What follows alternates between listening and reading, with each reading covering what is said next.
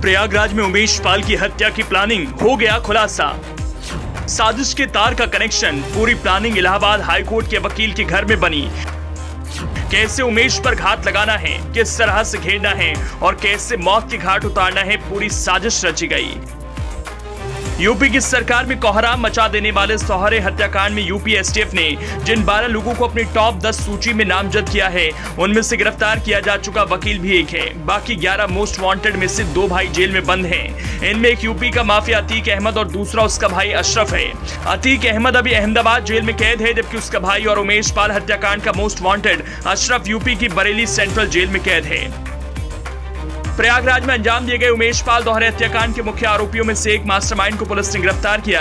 उसे गोरखपुर से पकड़ा गया। नाम है उसका सदाकत खान। सदाकत पेशे से इलाहाबाद हाईकोर्ट का वकील है। उससे जो पूछताछ हुई, उसमें जो खुलासा हुआ, वो रोंगटे खड़े कर देने वाला है। हाईकोर्ट में वकालत की प्रैक्टिस से ज्यादा सदाकत का अपराधियों के साथ उठना बैठना था। उमेश पाल हत्याकांड की योजना को अंतिम रूप दिए जाने के दूसरे दौर की तमाम अहम बैठकें इसी सदाकत के कमरे में हुई थी। ये कमरा सदाकत ने प्रयागराज स्थित मुस्लिम हॉस्टल में ले रखा था। प्रयागराज के डबल मर्डर केस में अहमदाबाद जेल में बंद माफिया अतीक अहमद और बरेली सेंट्रल जेल में बंद उसके भाई अशरफ का ही हाथ सामने आ रहा है। इस मामले में अभी बात अगर मुख्य आरोपी की करें तो हाईकोर्ट में वकालत करने वाला सदाकत ही पहला आरोपी है। भले इस डबल मर्डर की प्लानिंग क्यों ना जेल में बनी हो, मगर उसके बाद उमेश पाल को कत्ल करने के अंतिम रूप दिए जाने वाली बैठकों में से अधिकांश बैठकें इसी सदाकत के प्रयागराज स्थित मुस्लिम हॉस्टल वाले कमरे में हुई थी। इस बात को गिरफ्तारी के बाद खुद सदाकत ने ही कबूला है।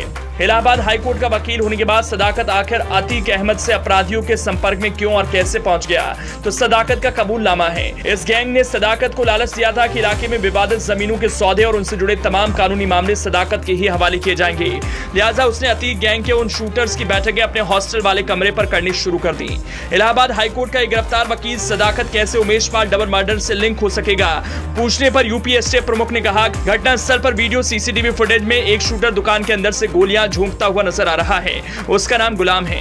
उस गुलाम और इस गिरफ्तार वकील सदाकत की कई बैठकें प्रयागराज में मौजूद मुस्लिम हॉस्टल वाले उस कमरे में हुई थी जहां सदाकत रहता था।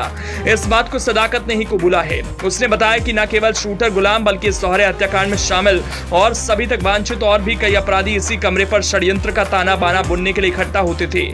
यूपी एसटीएफ की माने तो इस मामले में इलाहाबाद हाईकोर्ट के इस वकील की यह पहली गिरफ्तारी है। इसके अलावा अभी 11 अन्य बदमाश भी पकड़े गए हैं। इन 11 में से फिलहाल 2 भाई और इस डबल मर्डर के मुख्य षड्यंत्रकारी अतीक अहमद और उसका भाई अशरफ 2 अलग अलग जेल में बंद हैं। उनसे पूछताछ की कोशिशों में प्रयागराज जिला पुलिस की टीमें जुटी हुई हैं।